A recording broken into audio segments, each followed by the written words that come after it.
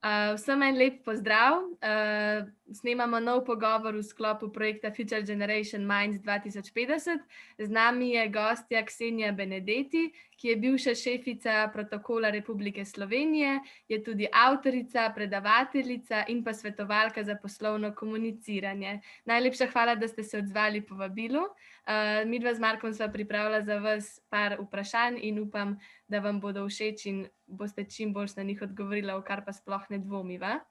Za začetek... A boste kaj ocenjevali, tako, lahko dobim kakšen cvek ali pa tako?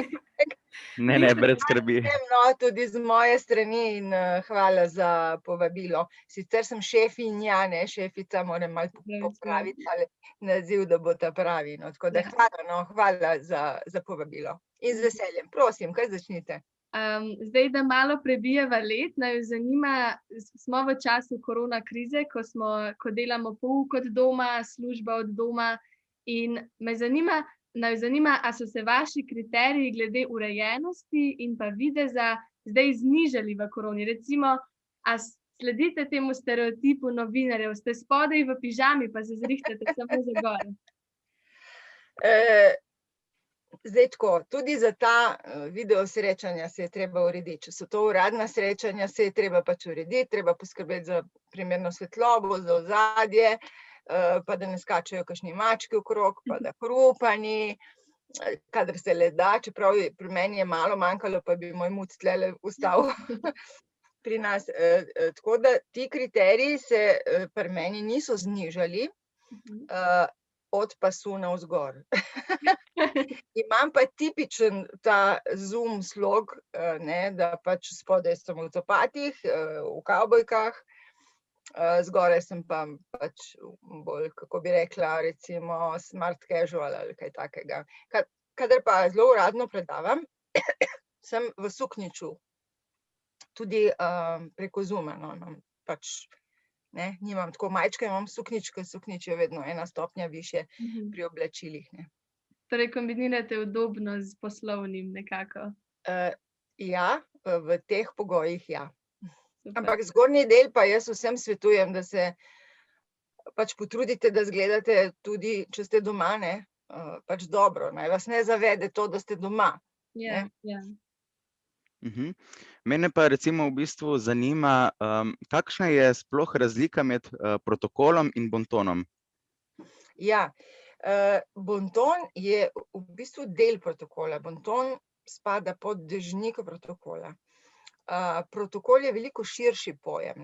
Bonton v bistvu pomeni, so neka pravila lepega vedenja, medtem ko protokol pa zavzema pravila komuniciranja po določenih pač dogovorih ali pa nenapisanih pravilih ali pa tudi napisanih. In recimo v protokol sodi tudi primerno obešanje zastav, sodi recimo tudi, primerna organizacija dogodkov, je veliko širši pojem. No, pa da se vrnemo mogoče še malo na Zoom in pouk in delo na daljavo. Kako sploh teče protokol po Zoom konferencah? A se to sploh da? Zdaj tako, jaz mislim, da se da, in to se je treba prej dogovoriti, ker če vi že vstopite not v Zoom, preden ste se te stvari dogovorili, je kaos, saj poznate to. Jaz nadaleč predavam tudi svojim študentom Pedagoške fakultete v Kopru in drugim, in kar teče, to kar teče. Sicer pa, če so kakšne večje konference, je treba prej doreči scenarij, prej, vrstni red govorov, prej, kako se bodo vprašanja zastavljala, da ne prihaja do šumov, komunikacijskih, kar se rado zgodi. Kaj pa recimo, kdo se v bistvu kdaj pojavi, začeti v pravem trenutku, priti pred računalnik, pred monitor, je to tudi stvar dogovora ali v bistvu danes, tega pravila še nismo nekako dorekli? Obstaja kakšno pravilo glede tega? Poglejte, zdaj govorimo o točnosti, Ja, torej, točnost na splošno v življenju je lepa čednost. Vi, če zamujate kjerkoli, je to v bistvu nespoštovanje časa drugega človeka. Pika. Enako velja za virtualna srečanja. Če smo mi zmenjeni, ne vem, ste videli danes, kako je bilo, smo bili dogovorjeni o 15:30, ne? Jaz sem se priklopila, mislim, da že o 15:05, nekaj tacga, pa sem šla stran, sem pogledala, če je vse pospravljeno, če vse fajn izgleda in sem potem se pač naličila, ne, ker tudi to je treba, sploh pri mojih letih, malo bolj paziti, no, in potem sem šla stran in sem 10 minut tako kot ste bili vi, že vsi prišla nazaj, s tem, da sem narobe naredila, sem pustila kamero vklopljeno, to bi jo morala izklopiti, no. Ampak, ne, bili smo v bistvu vsi predčasno. Zdaj, dogodke je pravilno začenjati točno. Če se nekaj zmenimo, da bo ob 10, potem se ob 10 začne. Jaz, ko imam predavanje tudi v živo, začnem na sekundo. Iz spoštovanja do tistih, ki so točno prišli. Se pravi, kaj pa recimo prehitevanje velja enako pravilo oziroma je v bistvu točnost? Kako mislite prehitevanje? Se pravi, da se dogovorimo recimo za, ne vem, 3 uro, pa se v bistvu pridemo 10 minut prej. Ja. Glejte, ja, priti nekam prej v fizični obliki na sestanek, recimo, da greste k nekomu v pisarno na sestanek, priti prej tudi ni v redu. To je tudi neka napaka, ne. Tako da, recimo, če greste nekam na sestanek, če ste dogovorjeni ob 10, je primerno, če ste tam, ne vem, nekaj minut do 10, ne pa več, ne. Drugo so ta virtualna srečanja, ker lahko se priklopite in veste, da se bo pač ob določeni uri začelo, ne, ampak probate pa vse prej, da se ne bi kje zatikalo, ne. Jaz sem tak hudičev odvetnik, kar se tega tiče, tako da res vse prej naštimam, probam, da pol, ko je ura, da sem pripravljena in da lahko začnem, ne. Tako da hvala za to vprašanje, ja. Hvala vam. Zdaj, vemo, da eden od pozdravljanj ljudi je tudi rokovanje, ki pa zdaj žal v korona časih ni možno. A se vam zdi tako imenovano komolčkanje ustrezna zamenjava za rokovanje? Na začetku je bilo to zelo hecno gledati. In tudi ljudje, ki so to uporabljali, ne, so se vsi nekaj nasmihali, kar je pomenilo, da jim je vse malček nerodno, no, pa dajmo malček se komolčkati. Zdaj, po tolikem času je to malček prišlo že vsem nam, kako bi rekla, ni več to nič posebnega, če kaj takega vidimo, in nekateri ljudje to zelo lepo naredijo, tako da jaz nimam nič proti, sama pa tega ne uporabljam.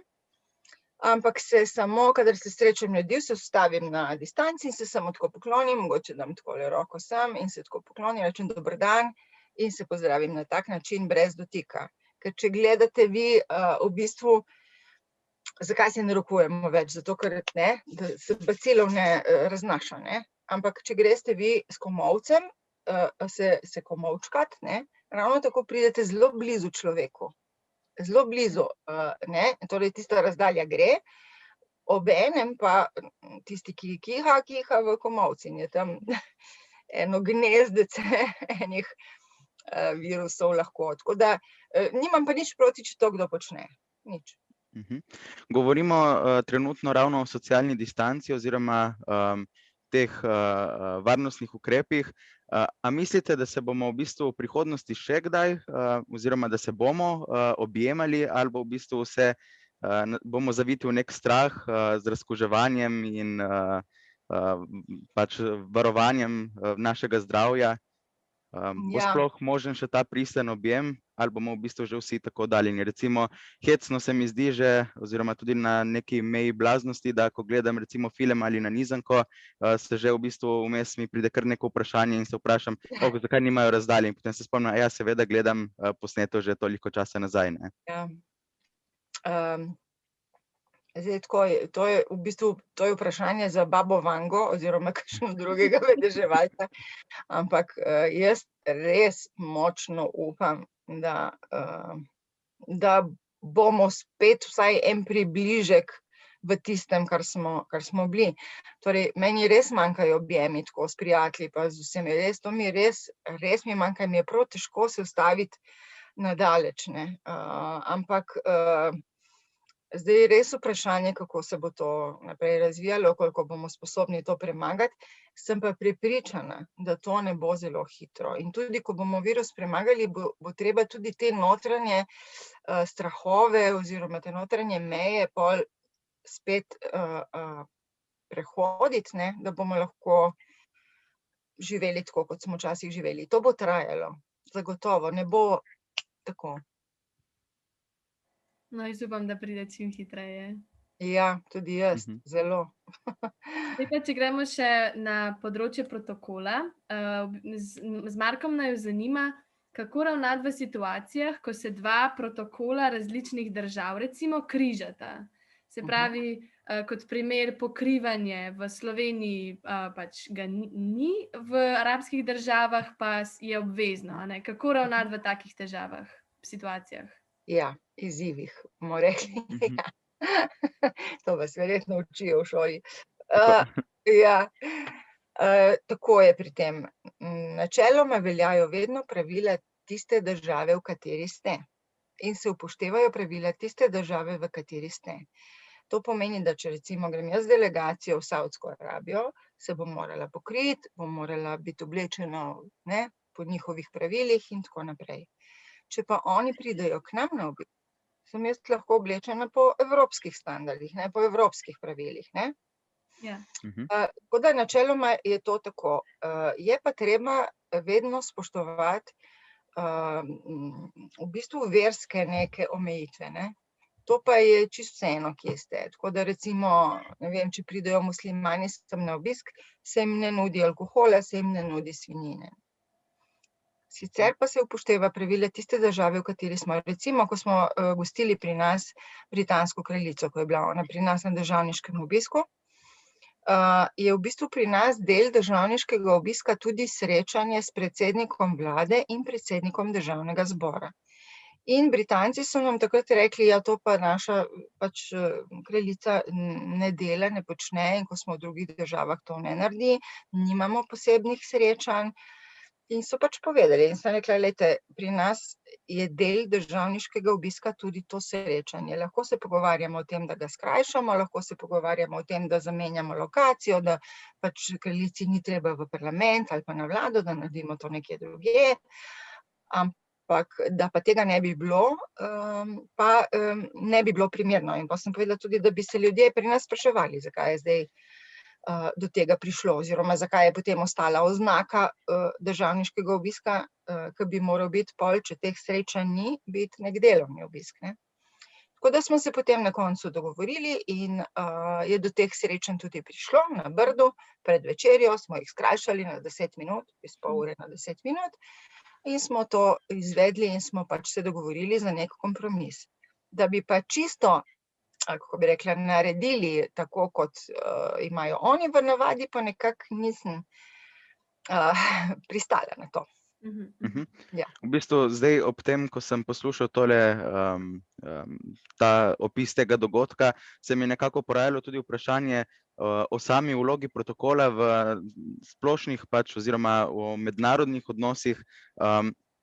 Se v bistvu čuti tudi kdaj kakšna napetost, če recimo obe strani ne želite popustiti, je možnost, da pride do kakšnih sporov. Kako takrat ravnate? Se prilagodite oziroma kdo se prilagodi?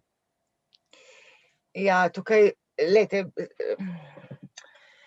načeloma je vedno pri obiskih treba sklepati kompromise, kadar si vsaka stran želi nekaj drugega. Ko gre za državniške ali pa uradne obiske, se zelo pogosto zgodi predhodnica, zdaj v teh razmerah seveda vsega tega ni, ampak načeloma pride predhodnica, torej tuji predstavniki protokola, varnosti, PR službe, in se potem mi usedemo, gremo skozi program in se vse dogovorimo. In če nekje pride do nekih odstopanj, pol je treba iti, torej oni se morajo pogovoriti z njihovimi predstavniki, pač šefa, ne, in mi pa s kabinetom gostitelja, ne.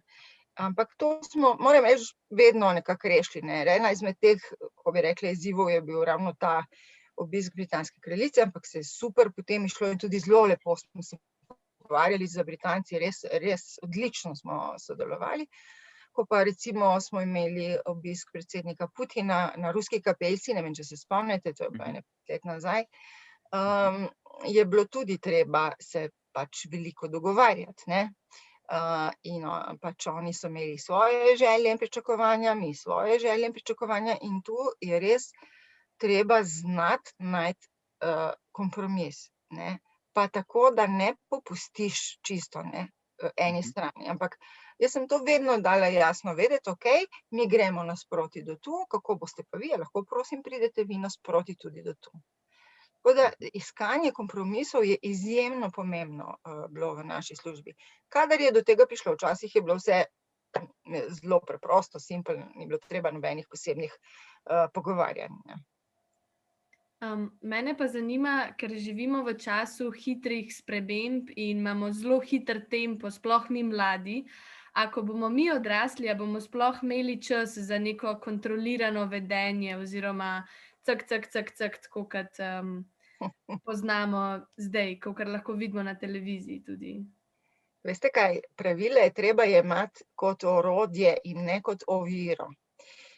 In če vi ta pravila jemljete kot orodje, vam ni treba nič cak in skozi misliti na to, ker postanejo v bistvu ta pravila del vas in z njimi živite in vam je čisto normalno, da jih upoštevate. Tako da to ne bi smel biti nek poseben napor, razen na začetku, ko seveda se jih malo učite, kot za vsako stvarjo, ko se učite tuj jezik, na začetku je treba malo več napora, da se ta jezik naučite, preden ga spregovorite tekoče, ne, ali pa ko se recimo učite voziti avto, ne, treba malček več napora. Enako je s temi pravili, ampak potem mislim, da, kako bi rekla, primerna komunikacija in upoštevanje protokola in pravil lepega vedenja ni vezano na to, da nimamo časa. Ampak je vezano bolj na to, koliko mi želimo, koliko mi hočemo. Pa še nekaj bi vam rekla.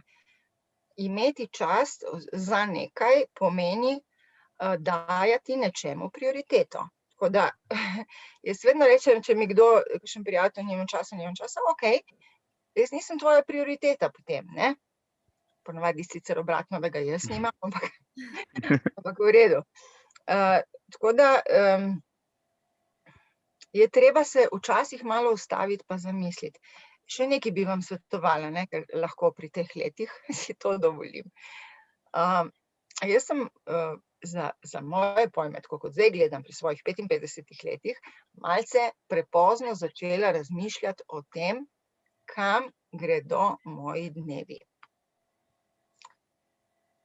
Kam? Okej, služba, toliko, kaj pol? Grem domov, koliko sem jaz v avtu, ker sem se zelo veliko vozila, Koper, Ljubljana. Torej 2 uri na dan porabim jaz za kaj? Za vožnjo, to pomeni, 2 uri na dan, to pomeni 5 krat 2 je 10 ur na teden, 10 ur na teden je dragocenih, mogoče bi bilo boljše, da dam kam drugam. Skratka, jaz sem res začela prav narediti analizo, s kom sem, s kom se družim, s kom grem na kavo in tam porabim 2 uri za čvekanje, se opravičujem, ker me ne zanima, mi jemlje energijo, me ne zanima. Skratka, to sem prepozno naredila, tam nekje, ne vem, koliko sem bila stara, 45 po moje. In pol sem res potegnila črto in naredila marsikatero spremembo v življenju. Če to vi začnete razmišljati že malček prej, recimo v vaših letih, bo to za vas veliko bolje. Se mi zdi, da smo vsi začeli zdaj v korona časih, ko smo bili vsi doma. Saj jaz vem zase, da sem tudi naredila eno tako refleksijo. Kaj pa Je recimo, dobro narediti, res jo je dobro narediti za vaše življenje, ker zdaj jaz vem, da do 40. sem jaz mislila, da bom itak večno živela na tem svetu, ne, pol pa se začneš zavedati, čakaj, zdaj sem že približno na polovici, kaj bomo zdaj, ne, zdaj, kaj bom, ne, kako bo zdaj to šlo, zakaj bom porabila še ta čas, ki mi je ostal? Ga bom porabila zato, da delam stvari, ki so, ne vem, pomembne zame, mogoče tudi za družbo in tako naprej. Sem jaz marsikaj spremenila, tudi službo zamenjala zaradi teh pomislekov, pa mi ni bilo nič hudega, pa mi je bilo fajn, ampak pol je bil čas, da te moje dneve malček drugače obrnem. prej ste recimo omenili čakanje, ne, pa ena stvar, kar me recimo zelo moti v našem sodobnem svetu, so recimo telefoni za mizo. Kaj vi pravite na to in kako recimo urejati takšne zadeve, da ne izpadeš preveč nesramno, če od nekoga zahtevaš, da v bistvu odloži svoj telefon in ga pospravi. Ja. Jaz imam 2 protokolarni bolečini. Ena je zamujanje in druga je neprimerna uporaba mobilnih telefonov. Vedno, ko ste z nekom v družbi, ima prednost tisti, s katerim ste, in ne vaš telefon. Pika. Tule ni debate.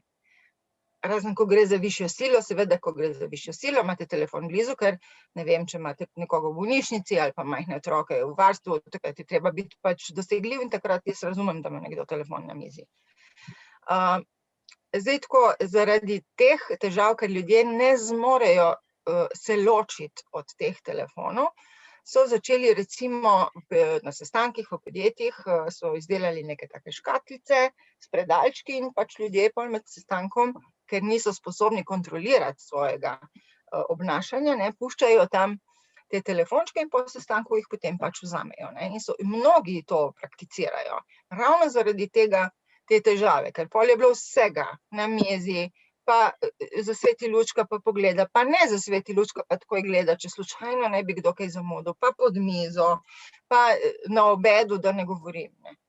To je res, res hudo, tako da jaz sem to na mojih sestankih reševala vedno s humorjem. S humorjem se da marsikaj rešiti, ne takim zaničevalnim, pa da nekoga dajete v nič, pa da ga, ne vem, to ne, ampak s takim zdravim humorjem. Tako da pri meni tega ni bilo in so točno vedeli, kakšen odnos imam do telefonov. Kadar smo imeli te večje sestanke, tudi z drugimi službami, se je že vnaprej vedelo. Ker zakaj? Ko imate neko srečanje, recimo sestanek, nek pomemben sestanek, imate telefon, tam se ukvarjate z njim, vaša koncentracija ni 100% pri temi sestanka, ampak je, ne, se malček razdeli na tisti telefon. In to res ni v redu. Da ne govorim mladi, zdaj ne vem, kako ste vi, ampak jaz zunaj, ko so bili še normalni časi, sem srečevala prizore, mladi za mizo, juhu, vsak svoj telefon. Družine, otroci, 2 majhna otroka, 5-6 let, starši, vsak svoj telefon. Ma zakaj greste potem ven? Boste doma? Ja, pa na telefonu. Da Če že. slikajo pa objavijo na socialna mreža za to. To, da ne govorim. Včasih smo šli na koncert, se imeti fajn, danes grejo ljudje na koncert. Prva briga, skrb je slikati ali selfie ali une muzičarje malo posnet in objaviti. Ker če to ne narediš, te na koncertu ni bilo. Ja. In je to, in pol je skrb, da pač posnamejo več in pozabijo na primaren užitek, ki se zgodi, ko greš na en koncert, res pol poslušati ono muziko brez nekih telefonov, ne. Jaz ne rečem nič, naredi eno fotko, 2, naredi, ni problem. Ma ne, da moram to, zdaj bom komad, moram slikati. Ja. Mislim, to je šlo res predaleč. Res predaleč. Da smo zaraščeni s temi telefoni in tle bi bilo treba potegniti neko bremzo. Tako da jaz vam, mislim, polagam na srce, če vidva lahko v svojem mikrookolju kaj naredita na to temo, pa kot sem rekla, nežaljivo, s humorjem, to je največ lahko naredite, največ. Imate prav, ja. Če bi še pogledali malo v prihodnost, me zanima, po vašem mnenju obstaja možnost, da bo v prihodnosti obstajal nek skupni protokol za cel planet, glede na to, da je globalizacija toliko napredovala, jemo ameriško hrano in tako naprej, lahko pričakujemo en tak skupen protokol za vse države? Ne verjamem. Kulture bodo ostale različne za večno, po moje. In tako bodo tudi navade različne, tako bo tudi komunikacija različna in tukaj globalizacije mislim, da ne bo. Mene pa recimo zanima tudi iz tega v bistvu komunikacije med ljudmi, recimo se komunikacija, da se ne izrazim preveč narobe, ne me narobe razumeti, nas navadnih smrtnikov v primerjavi z nekimi politiki razlikuje, glede na to, da imajo oni neke svoje interese, ki jih poskušajo uveljaviti. Mislim, kako poteka ta komunikacija med takimi oziroma takimi osebami z neko funkcijo in interesom v ozadju, da je spet nekako zgleda v bistvu v redu in ni nekako žaljiva, kakorkoli v bistvu. Mogoče tudi v tej smeri vemo, kaj je politika in kaj tudi prinaša in vemo tudi, da včasih so nasmehi lažni. Kaj to pomeni recimo z strani komunikacije? Mislim, je odkrita komunikacija ključ do uspeha ali v bistvu je komunikacija z interesom bolj uporabna? Najprej vas bom popravila in to navadni smrtniki in politiki je enačaj vmes. Tako da tudi politiki so navadni smrtniki. Ja, to je eno. Drugo, ko gre za predstavnike enih pač držav ali pa tudi mest, ne, torej za politike in za njihova srečevanja veljajo določena pravila v komunikaciji in tam moram reči to, kar sem jaz videla, to, kar sem jaz srečala, gre vedno za neko dostojnost, ne gre nikoli za prekoračitev nekih meja, ne gre za žalitve. To se pri takih srečanjih nikoli ne dogaja. Tako da tega ni. Je komunikacija ponavadi na nivoju. Zdaj, drugo vprašanje pa je, kaj imamo državljani od teh nekih pogovorov, pa od teh raznih srečanj. To recimo je mene vedno zanimalo. Okej, imamo nek obisk, ne, in ta obisk se zgodi in se potem neha in kaj pol? Ne, v bistvu, tako da recimo, ne vem, ko se podpiše že nek sporazum, je že nekaj koristnega za vse ljudi, ne. Ali pa ne vem, če dva gospodarstvenika se nekaj dogovorita, je to že en uspeh nekih obiskov. Bolj so me motili vedno obiski, ki so bili sami sebi namen oziroma so bili namen fototerminom in slikanju, kako smo mi fajn in kako se imamo radi. Poleg tega pa je bilo vse v bistvu prazen nič, ne. To me je z leti vedno bolj začelo motiti. So bili pa obiski, kjer so bili konkretni rezultati. To pa je tudi. No, če se pa vrnemo še malo na ta socialna omrežja in telefone, me zanima, a po vašem mnenju, mislim, a smo zdaj mladi bolj olikani, zato ker obstaja toliko različnih kanalov, na katerih se lahko učimo bontona in pravilnega vedenja, ali smo v bistvu manj olikani, glih zaradi tega, ker je toliko nekih primitivnih vsebin in videoposnetkov lahko najdemo. Že moj bratec v sosednji sobi, vem, da gleda take bedarije včasih. Kako to vpliva na nas? Zelo vpliva na nas to, ne. Zdaj, jaz nikoli ne maram posploševati, tako da tudi ne bom zdaj posplošila pa rekla, okej, mladi so se zdaj lepše obnašajo ali mladi pa se ne obnašajo zdaj lepo, ne. To ne morem, ker je to izjemno odvisno od vsakega posameznika. Ste mladi, ki ste izvrstni, ki se znate primerno obnašati, to ne pomeni polikano, veste, pa v celofanu. Jaz me vidite, kakšna sem, jaz nisem neka stroga, ampak vedno z nekim spoštovanjem do drugih ljudi, ne. Saj ste lahko tudi sproščeni, zakaj ne? Po drugi strani pa obstajajo pač mladi skupine in starejši, ki se jim fučka za to, ki uporabljajo družbena omrežja za žalitve, za obračunavanje, za same grde stvari. In včasih jaz, ko zaidem jaz sem na 4 družabnih omrežjih, zelo zmerno, ne visim na njih ves čas, ampak tu pa tam pogledam. In včasih, ko grem na Twitter, me prav boli želodec. In ne morem verjeti, kaj vse se v bistvu plete po človeških glavah, ne. Tam pa še skriti za tistimi anonimnimi računi, da ne govorimo o astrotrafiku. To je zdaj, ne vem, če poznate, to je pač to množenje fake profilov, ne, za pač pridobivanje neke koristi ali stranke ali gospodarstvo ali karkoli. In to se je zdaj tako razpaslo, da jaz mislim, da je to postalo zelo nevarno. Zelo nevarno tudi. Ampak tako, kot sem rekla, torej ne morem posplošiti. V redu ste, niste v redu, ker je zelo odvisno od posameznika. Kaj pa recimo... Samo še to se pripričam. Je pa veliko več pasti ravno zaradi teh omrežij pa interneta, je veliko več pasti, kot jih je bilo včasih. To je pa res.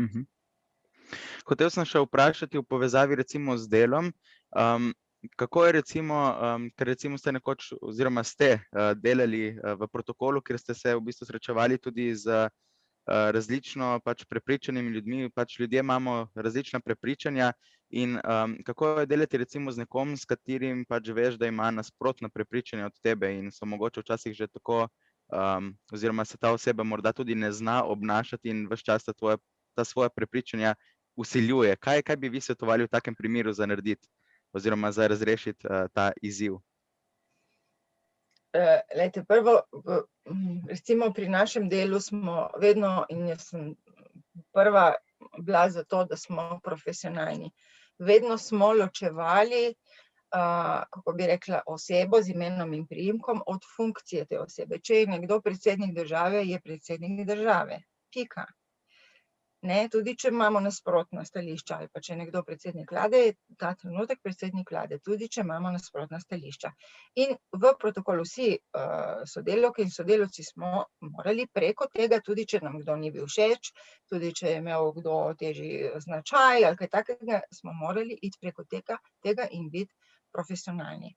Sicer pa jaz vedno rečem, kadar srečate človeka, ki je nestrpen, ohranite mirno kri, povejte nazaj to, kar mu gre, mirno, spoštovanjem, ampak ne tako, da vas nekdo pohodi, to si pa ne dovoli. Če pa on vztraja, pa vedno bolj agresiven, se je treba obrniti in iti stran. V službi to ne gre, je treba rešiti, ne, ampak sicer pa v zasebnem življenju, pa dokler gre, potem pa pač se poslovite. Nekaterim ljudem ni pomoči, veste. Jim lahko poveste, kar želite, se trudite na vse možne načine, ampak ne pomaga nič. In vztrajajo pri svojem, imajo svoje plašnice, vztrajajo pri svojem in sploh ne vidijo recimo kakšnega drugega mnenja in ga niti ne želijo poslušati. Nažalost. Kaj pa recimo iz oči mladih, ne bom rekla iz mojih oči, ampak iz oči mladih. Mladi so taki zelo impulzivni, radi kršijo pravila, gremo čez rdečo luč, ker se nam zdi fajn, da gremo čez rdečo luč, ne? In iz oči mladih je bila vaša bivša služba oziroma to, s čimer se še zdaj ukvarjate, v bistvu najhujša zvrst stvari, ki jo lahko počneš v življenju. Se pravi, da ti poklicno slediš pravilom. In a se vam zdi, da v bistvu moraš biti človek za to, ali nekako to pride z leti in nas bo mlade že minila ta faza uporništva? Bomo kdaj sami v sebi hoteli upoštevati pravila? Ne vem, če to kdaj mine, zopet to je zelo odvisno od značajev. Nekaj drugega vam bom povedala. Marsikdo, ki me je poznal, marsikdo, ki me je poznal, moral sem roknila računalnik.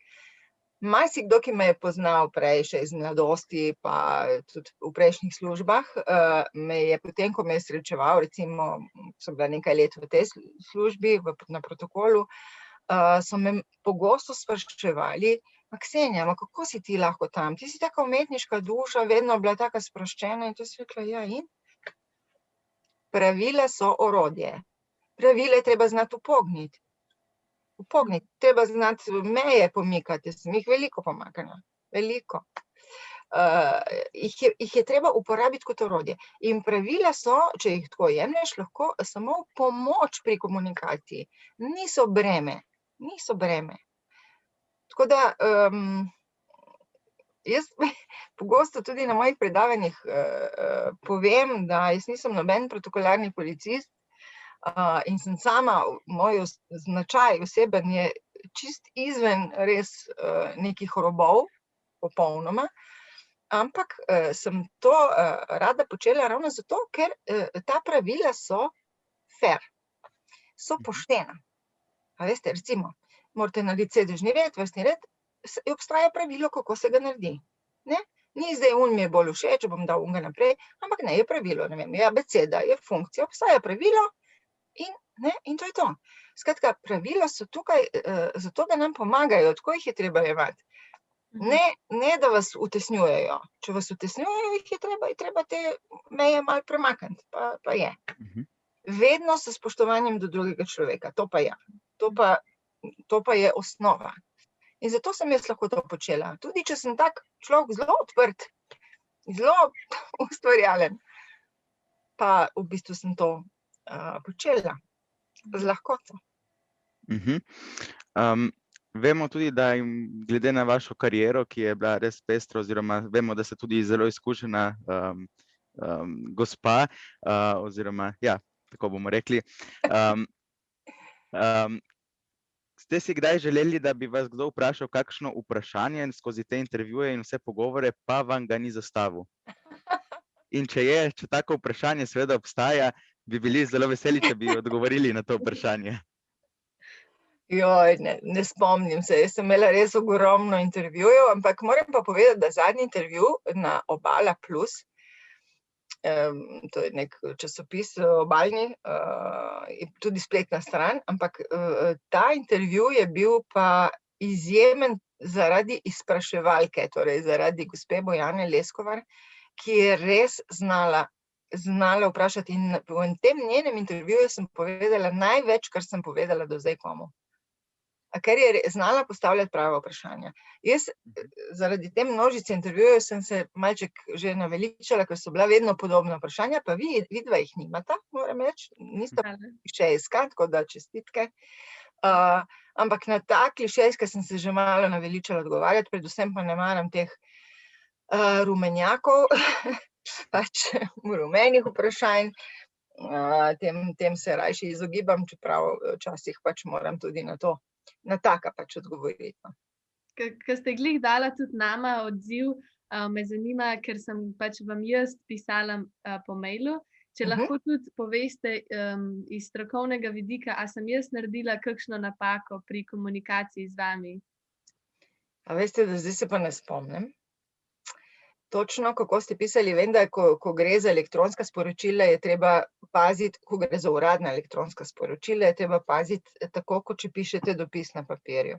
In je treba vedno začeti z nekim spoštovana gospa Ksenija Benedetti, vejca z malo začetnico, pa kratek tekst in na koncu lepo pozdravljeni, podpis, ne vizitka, podpis, torej ne podpis, ampak s črkami iz teksta, in to je to, ne. In mnogokrat se pri elektronskem komuniciranju pozabi,